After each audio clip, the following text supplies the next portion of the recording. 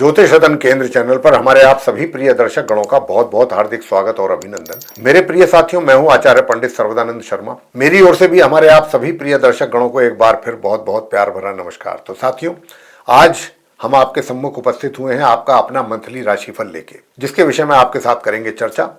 और ये जो मंथली राशिफल है आपका, ये फरवरी 2026 का है और इसके माध्यम से आज हम जानने की कोशिश करेंगे कि जो आप हमारे कन्या लगन राशि के जातक हैं, यानी कि जिनका विर्गो असेंडेंट बनता है, उनके लिए ये फरवरी 2026 कितना पॉजिटिव कितना नेगेटिव रिजल्ट्स लेके आ रहा है। तो साथियों, हर कोई जीवन में यही चाहता है कि उसको पॉजिटिव रिजल्ट्स की प्राप्ति हो, लेकिन जीवन की सच्चाई तो कुछ और ही है। वो तो यही है कि हमको अच्छे यानी कि शुभ परिणाम बहुत कम प्राप्त होते हैं, नेगेटिव यानी कि अशुभ परिणाम जीवन में अधिक प्राप्त होते हैं, जिनको लेकर के व्यक्ति कुछ ना कुछ किसी ना किसी बात को लेकर के परेशान रहता है। जीवन में खुशियां आती हैं कुछ समय के लिए, परेशानियां रहती हैं लंबे समय के। ऐसा ही यही जीवन है, चाहे वो आप हैं, हम हैं या कोई भी है। तो साथियों, आज जो हमने जैसा कहा कि आपसे चर्चा होने वाली है जो हमारे कन्या लगन राशि के जातक हैं, और हम चर्चा करेंगे इसलिए करेंगे और ग्रहों की भी जो जानकारी आपको देंगे वो इसलिए देंगे कि भाई ग्रहों जो 9 ग्रह हैं, ये जो हमारे जीवन में शुभ और अशुभ परिणामों की प्राप्ति हमको कराते हैं,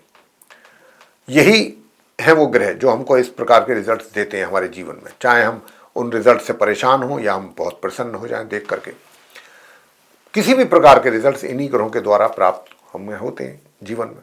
तो हम आपको इन ग्रहों की जानकारी से भी अवगत जरूर कराते हैं कि आखिरकार अब हम, क्योंकि फरवरी 2026 के राशिफल की आपसे चर्चा कर रहे हैं, तो फरवरी 2026 में ग्रहों की स्थिति गोचर में आसमान में कैसी रहेगी, जैसी स्थिति रहेगी उसी के अनुसार परिणामों की प्राप्ति भी होगी। अब 9 के 9 ग्रह ना तो आपको शुभ परिणाम देंगे ना अशुभ देंगे, कुछ शुभ भी परिणाम देंगे कुछ अशुभ भी देंगे। कहीं ऊपर नीचे ज्यादा हो जाता है, कहीं अशुभ ज्यादा हो जाते हैं, कहीं शुभ ज्यादा हो जाते हैं। तो स्थिति ऐसी रहेगी, और कहीं बहुत अच्छे ही परिणाम आते हैं, कहीं ज्यादा ही खराब आते हैं। तो हम जो ये आपको बताते हैं ग्रहों की स्थिति की जो पोजीशन से अवगत कराते हैं, वो इसलिए कराते हैं कि ताकि हमारे सभी जातकों को इस बात का पता लग जाए इस चर्चा को सुनने के पश्चात कि आखिर फरवरी 2026 में वो कौन सा ग्रह है कि जो आपके जीवन को गलत तरीके से प्रभावित कर रहा है या दुष्प्रभाव आपके ऊपर छोड़ रहा है। और हम जो आपको अंत में उपाय देते हैं, रेमेडीज देते हैं, पहली बात तो वो बहुत सिंपल रेमेडीज होती हैं। उनमें ना कोई आपके पैसे का खर्चा होना है, ना कोई ज़्यादा समय लगना है। आप उन रेमेडीज को चलते फिरते कर सकते हैं। बस शर्त यही होती है उसको करने के लिए कि नियमित रूप से किए जाएं, उसको डिसकंटिन्यू ना किया जाए, फिर उसका प्रभाव नहीं मिलता, अच्छा प्रभाव। और दूसरी बात, पूरी श्रद्धा भाव से आप उन उपायों को करेंगे तो निश्चित रूप से अच्छे ही परिणाम आपके जीवन में प्राप्त होंगे आपको। तो साथियों, आइए सबसे पहले चर्चा को आगे बढ़ाएं। उससे पहले आपसे एक छोटा सा निवेदन भी करना चाहेंगे यहाँ पर, और वो ये कि अगर आप अभी हमारे चैनल पर नए हैं तो इस चैनल को भी सब्सक्राइब जरूर कर लीजिए। उसके पीछे कारण ये है कि अगर आपने हमारे चैनल को सब्सक्राइब किया या आप चैनल को सब्सक्राइब करते हैं तो आने वाले दिनों में जो भी वीडियोज़ हमारे एस्ट्रोलॉजी से रिलेटेड तैयार होंगे वे सभी समय पर आप तक पहुंच जाएंगे और आप उनका भी समय पर लाभ ले सकेंगे। तो आइए साथियों, अब चर्चा को आगे बढ़ाते हैं। अब मैं आपसे बताना चाहूंगा कि ठीक मेरे पीछे स्क्रीन पर एक चार्ट डिस्प्ले हो रहा है, और ये जो चार्ट है ये आप कन्या लगन राशि के ही जातकों का चार्ट है जिनका कि विर्गो असेंडेंट है। और इस चार्ट में ग्रहों की स्थिति को काफी स्पष्ट रूप से हमने दर्शाया है, कौन सा ग्रह किस ग्रह के साथ अपना संबंध बना करके किस राशि में किस हाउस में बैठा है और कब वो करेगा अपना वहां से राशि परिवर्तन, या फिर वो अकेला ग्रह बैठा हुआ है उस घर में।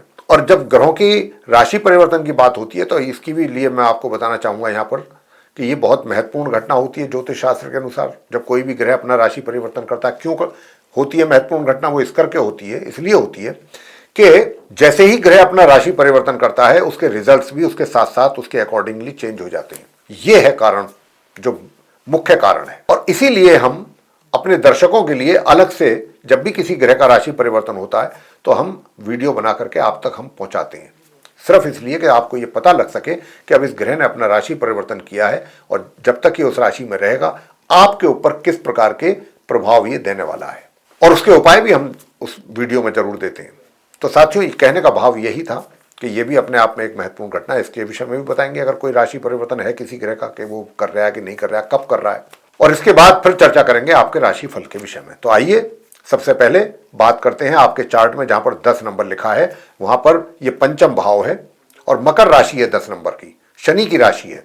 यहां पर सूर्य मंगल एक साथ बैठे हैं, दोनों परम मित्र हैं, मगर सूर्य की ये शत्रु राशि है क्योंकि हालांकि उनके पुत्र हैं शनि, लेकिन सूर्य और शनि में जो व्यवहार है वो शत्रुतापूर्ण है, तो इसलिए उनकी ये राशि शत्रु कहलाती है। तो सूर्य यहाँ पर 1 फरवरी से 12 फरवरी तक रहेंगे, 12 दिन। 12 फरवरी को सूर्य यहाँ से निकल जाएंगे अपनी शत्रु राशि मकर से, और अगली राशि में उनका प्रवेश होगा, अगले घर में प्रवेश होगा जहां पर 11 नंबर लिखा है। 11 नंबर भी शनिदेव की ही राशि कुंभ है, तो वो तो शत्रु के घर से निकल करके शत्रु के ही घर में प्रवेश करेंगे सूर्यदेव, और फिर माह के अंत तक वहां बने रहेंगे। अब बात करते हैं आगे बुध की। बुध जो है अभी आपको बैठे हुए दिखाई दे रहे हैं छठे भाव में, पंचम भाव से ये जाएंगे निकल करके 3 फरवरी को, यानी कि 1 फरवरी से 3 फरवरी तक ये पंचम भाव में मकर राशि में रहेंगे जहां 10 नंबर लिखा है, और वहां 3 दिन रहने के पश्चात 3 तारीख को 3 फरवरी 2026 को ये वहां से मकर राशि से निकलेंगे अपनी समराशि से, और ये कुंभ राशि में छठे भाव में इनका प्रवेश हो जाएगा जहां 11 नंबर लिखा है कुंभ राशि में। और फिर ये यूं तो माह के अंत तक वहां बने रहेंगे, लेकिन ये जब जाएंगे कुंभ राशि में तो ये मार्गी और अस्त अवस्था में जाएंगे। लेकिन ये जो इनकी अस्त अवस्था है ये 8 फरवरी को ये पश्चिम में उदय हो जाएंगे यहाँ आकर के कुंभ राशि में छठे भाव में, और ये 28 तारीख तक उदित रहेंगे। लेकिन 26 तारीख को ये वक्री भी हो जाएंगे, उल्टी चाल चलना शुरू कर देंगे, और 28 फरवरी को ये दोबारा अस्त हो जाएंगे। सूर्य के नजदीक जो भी ग्रह रहता है ज्यादा, एक जब उसके क्लोज आ जाता है एक निश्चित डिग्री पर आकर के वो अस्त हो जाता है, यानी कंबस्ट। और जब कोई भी ग्रह अस्त होता है ज्योतिष शास्त्र के अनुसार वो प्रभावहीन हो जाता है, और उसका प्रभाव भी जीवन में उसकी दशाओं के समय पर जातकों को अच्छे प्रभाव नहीं मिलते, कुछ ना कुछ तकलीफ वो जरूर देते हैं ग्रह। खैर, अब आगे बात करेंगे शुक्र के विषय में। शुक्र जो है वो भी 1 फरवरी से 5 फरवरी तक रहेंगे अपनी मित्र राशि मकर में सूर्य मंगल के साथ पंचम भाव में, और 5 फरवरी को ये वहां से निकल करके मार्गी और उदित अवस्था में प्रवेश करेंगे अपनी मित्र राशि कुंभ में छठे भाव में। अब फिर ये माह के अंत तक वहां बने रहेंगे शुक्र। अंत में बात करेंगे यहाँ पर इन 5 ही ग्रहों में मंगल को लेकर के। मंगल जो है मैंने जैसा कहा कि अपनी उच्च राशि है ये इनकी मकर, पंचम भाव में बने हुए हैं सूर्य देव के साथ 12 तारीख तक बने रहेंगे। लेकिन ये जो 12 को तो सूर्य निकल जाएंगे मैं बता चुका हूं, लेकिन मंगल यहां से 23 फरवरी को निकलेंगे। ये 23 दिन रहेंगे यहाँ पंचम भाव में मकर राशि में। उच्च राशि है वैसे इनकी, हालांकि अस्त भी है, ये सूर्य के नजदीक है ना, तो इसलिए अस्त हो गए। तो ये अस्त अवस्था में मार्गी और अस्त अवस्था में यहाँ से इनका एक तरीके से राशि परिवर्तन होने जा रहा है। 23 फरवरी को निकल करके ये फिर अपनी एक तरीके से शनि की राशि कुंभ में इनका प्रवेश होगा। वो भी एक तरीके से शत्रुतापूर्ण व्यवहार है शनिदेव का मंगल के साथ, तो मंगल तो शत्रु नहीं मानते हैं शनि को, लेकिन शनि मानते हैं। तो शनि शत्रु राशि हुई, तो मंगल शत्रु राशि में प्रवेश करेंगे 23 फरवरी को, और माह के अंत तक वहां बने रहेंगे मार्गी और अस्त अवस्था में, क्योंकि सूर्य के साथ है वहां भी। तो यहां पर ये पंचग्रही योग बनेगा छठे भाव में। पहले होगा ये यहाँ पर एक तरीके से जब वहां पर शुरू में राहु ही होंगे अकेले, फिर वहां पर बुध आएंगे, फिर शुक्र आएंगे, सूर्य आएंगे, फिर मंगल भी आ जाएंगे। तो ये पंचग्रही योग बनेगा 23 फरवरी से छठे भाव में आप कन्या लगन राशि के जातकों के लिए। बात शनि की कर लेते हैं। शनि जो है ये सप्तम भाव में बैठे हुए हैं जहां पर 12 नंबर लिखा है, ये मीन राशि है, 12 नंबर गुरु बृहस्पति की। हालांकि शनि की ये ना शत्रु राशि है ना मित्र राशि है, तो शनि देव मार्गी और उदित अवस्था में पूरे महीने इसी सप्तम भाव में बने रहेंगे। बृहस्पति की बात कर लें तो वो जहां पर 3 नंबर लिखा है ये मिथुन राशि है बुध की। हालांकि बृहस्पति वहां पर हैं, दशम भाव है ये, लेकिन ये इनकी शत्रु राशि है। बृहस्पति उनको अपना शत्रु मानते हैं। बृहस्पति जो है इस समय उल्टी चाल चल रहे हैं और चलते रहेंगे पूरे माह वक्री स्थिति में, और उदित अवस्था में ये बने रहेंगे पूरे महीने इसी जगह इसी भाव में। केतु की अगर हम बात करें तो केतु द्वादश भाव में बैठे हुए हैं सिंह राशि में जहां पर 5 नंबर लिखा है, और ये भी लंबे समय तक यहाँ रहेंगे। हालांकि सिंह राशि के स्वामी जो है सूर्य हैं, सूर्य केतु आपस में शत्रु हैं, तो केतु को हम यही कहेंगे कि शत्रु के घर में बैठे हैं, शत्रु राशि में बैठे हैं। अंत में राहु की बात रह जाती है, तो राहु कुंभ राशि में ही है छठे भाव में, पूरे माह बने रहेंगे, क्योंकि जो ये शनि की कुंभ राशि है ये शनि देव जो है राहु के मित्र हैं। तो हम ये कह सकते हैं कि राहु अपनी मित्र राशि कुंभ में पूरे महीने इसी प्रकार बने रहेंगे छठे भाव में।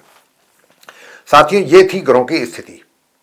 अब कौन से ग्रह अस्त है, कौन सा ग्रह उच्च की स्थिति में है, कौन सा ग्रह किस स्थिति में, ये तो आपको इस जानकारी से संबंधित पता लग गया, जो हमने जानकारी आपको दिया भी ग्रहों से संबंधित।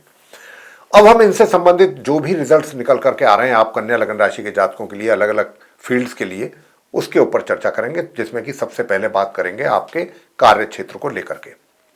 अब क्योंकि कार्य क्षेत्र के स्वामी जो हैं आपके बुध हैं, और बुध जो है वो बैठे हुए हैं छठे भाव में, बाकी और दूसरे ग्रहों के साथ। पहले वो राहु के साथ रहेंगे, फिर राहु और शुक्र के साथ रहेंगे, फिर राहु शुक्र सूर्य के साथ रहेंगे, फिर राहु शुक्र सूर्य मंगल के साथ रहेंगे।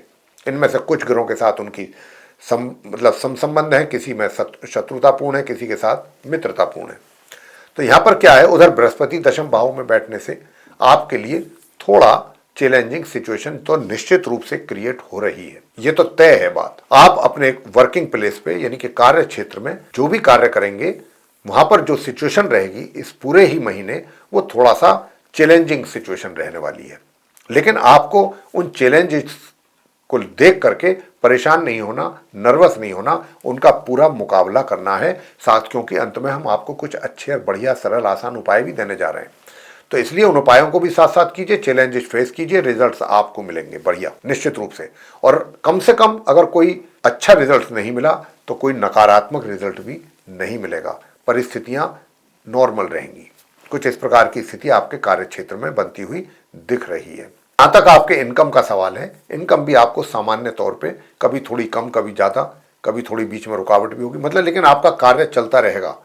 धन से जो भी आपकी नीड्स हैं वो पूरी होती रहेंगी, जो बेसिक नीड्स हैं। तो इसलिए धन की कोई ज़्यादा ऐसी परेशानी वाली बात नहीं रहने वाली है। हाँ, बीच बीच में कुछ थोड़ा रुकावट या कमी जरूर हो सकती है, लेकिन फिर भी आपकी बेसिक नीड्स जो है, जो डेली नीड्स होती हैं, वो पैसे से समय समय पर किसी तरह पूरी होती रहेंगी। लेकिन मित्रों से मैं कहूँगा कि सावधान रहें, मित्रों से थोड़ा दूरी बना करके रखें। मित्रों से आपको एक तरीके से वाद विवाद की भी स्थिति पैदा हो सकती है, तो यहाँ पर थोड़ा मित्रों से सावधान रहना है। बड़े भाई बहनों से भी कोई ज़्यादा अपेक्षा करने की आवश्यकता नहीं है, अगर करेंगे तो आप ही परेशान होंगे, निराश होंगे। बात करते हैं सेविंग्स की, सेविंग्स कैसी रहेंगी। तो जहाँ तक आपकी सेविंग्स का प्रश्न है, तो सेविंग्स भी आप सामान्य तौर पे अपने लिए कर पाएंगे अगर सही तरीके से प्लानिंग करके चलेंगे तो। लेकिन ऐसा समय नहीं है कि आपको बहुत ज़्यादा प्रॉफिट हो या आपकी धन कोष वृद्धि बहुत ज़्यादा हो जाए। मैं तो बल्कि आपको यहाँ पर यह भी सलाह दूंगा कि कहीं भी अपना पैसा इन्वेस्ट अननेसेसरी ना करें, वरना वो भी कहीं एक तरीके से फंस सकता है पैसा। या फिर ऐसी स्थिति हो सकती है कि अगर कोई प्रॉफिट नहीं हो रहा, कोई ज़्यादा अच्छा कोई आपको उसका रिटर्न नहीं मिल रहा अच्छा, तो खराब भी नहीं मिलेगा, खराब नहीं मिल रहा तो अच्छा भी नहीं मिलेगा। तो ऐसी स्थिति में पैसा भी तो फंसाने वाली बात हो जाती है। तो अभी आप थोड़ा सा रुक जाएं कुछ समय के लिए, बाकी इस महीने तो पूरे ही रुक जाएं। आगे बात करते हैं कि अगर आप सुख सुविधाओं जो भी मौजूद हैं आपके लिए, उनका आपको समय पर पूरा लाभ मिलता रहेगा। कन्या लग्न राशि के जातकों को मातृ पक्ष से भी आपको लाभ मिलता रहेगा, उनकी तरफ से भी आप चिंता मुक्त रहेंगे। और आगे बात करना चाहते हैं कि अगर आपका कहीं प्रेम प्रसंग है, लव अफेयर चल रहा है, तो उसको लेकर के हालात कैसे रहेंगे। मुझे तो सामान्य ही लग रहे हैं, कहीं कहीं सामान्य से भी थोड़ा परिस्थितियां नीचे लगती हैं। लेकिन कई बार आप थोड़ा सा कुछ ऐसा भी दिखा सकते हैं कि भाई साहस भी दिखा सकते हैं, लेकिन वो कहीं आपके लिए आपका साहस दिखाना आपको ही थोड़ा परेशानी में डाल सकता है, ये भी ध्यान रखिएगा। यानी कि बहुत लोगों की नेचर होती है कि अपने बॉयफ्रेंड या गर्लफ्रेंड के लिए वो कुछ ऐसी चीज़ें भी करने के लिए आगे आ जाते हैं जो कि उनके दायरे से बाहर होती हैं, लेकिन वो कुछ ज़्यादा जोश में आकर के ऐसा कर बैठते हैं। लेकिन ऐसी स्थिति आपके केस में भी लगती है, आपको इस चीज़ से बचना है, अन्यथा आप उसमें परेशानी में ही पड़ेंगे, अपने लिए परेशानी मोल ले लेंगे। तो यहाँ पर इन चीज़ों से थोड़ा बचें। मैंने जैसा कहा कि सामान्य स्थिति दिख रही है लव अफेयर की आप कन्या लग्न राशि के जातकों के लिए, तो उसको सामान्य तरीके से चलने दीजिए, अपने ढंग से उसको चलाएंगे तो नुकसान के अलावा और कुछ नहीं मिलेगा। उपाय भी आपको देंगे ताकि ऐसी परिस्थिति क्रिएट ना हो, स्थिति पैदा ना हो कि जिससे आपको नुकसान हो। अब आगे बात करते हैं आपके कि भाई विवाह का योग है, नहीं है साहब। आप कन्या लग्न राशि के जातकों के लिए विवाह का योग बिल्कुल नहीं है। आगे बात करते हैं कि अगर आप विवाहित हैं तो संबंध, वहां पर भी संबंध आपके, देखिए आपका स्पाउस, इस बात को लेकर के आप अपने अंदर इन्फीरियरिटी कॉम्प्लेक्स बिल्कुल ना लेकर के आए। यहाँ पर आपका जो स्पाउस है वो थोड़ा सा आपके ऊपर एक हावी रहेगा। थोड़ा सा हावी का मतलब ये नहीं है कि आपके ऊपर रूल करेगा, ऐसा नहीं है मेरा मतलब। हावी का मतलब ये होता है कि वो अपनी इच्छाएं जो भी हैं या उनकी जो डिमांड्स हैं वो आपसे पूरी करवा लेंगे कैसे ना कैसे करके, और आपको करनी भी होंगी और आप करेंगे भी, खुशी खुशी करेंगे। ऐसा नहीं है कि साहब क्या करें, मजबूरी में करनी पड़ रही है, ऐसा नहीं है। मतलब यही चीज़ है कि वो आपसे अपनी डिमांड आपका स्पाउस कराता रहेगा पूरी समय समय पे। बाकी वैवाहिक संबंधों में किसी प्रकार का कोई ज़्यादा तनाव परेशानी वाली स्थिति नहीं है। आगे बात करते हैं फैमिली रिलेशंस की। जहाँ तक फैमिली रिलेशंस का सवाल है, वो भी सामान्य ही दिख रहे हैं पूरे महीने। बीच बीच में कभी थोड़ा सा ऊपर कभी नीचे 19-21 ऐसी स्थिति दिख रहे आपको महसूस होगी, लेकिन संबंध ओवरऑल सामान्य ही मैं कहूँगा। बात करते हैं अब शिक्षा को लेकर के। देखिए, जो नॉर्मल एजुकेशन लेने वाले स्टूडेंट्स हैं उनके लिए तो बहुत सुंदर योग है, विशेष रूप से 1 फरवरी से 12 फरवरी तक अति सुंदर परिणामों की प्राप्ति, अति उत्तम परिणामों की प्राप्ति का योग है। आपको तो कोई, मुझे लगता है कोई स्पेशल कोई सर्टिफिकेट या कोई स्पेशल अचीवमेंट आपके द्वारा हो सकता है।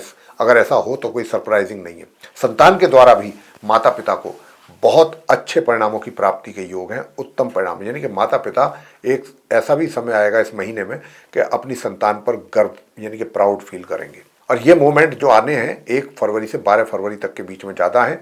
उसके बाद जो चीज़ें हैं वो फिर सामान्य से मध्यम चलेंगी, कुछ कहीं कुछ ऊपर कहीं कुछ नीचे, ऐसा चलेगा।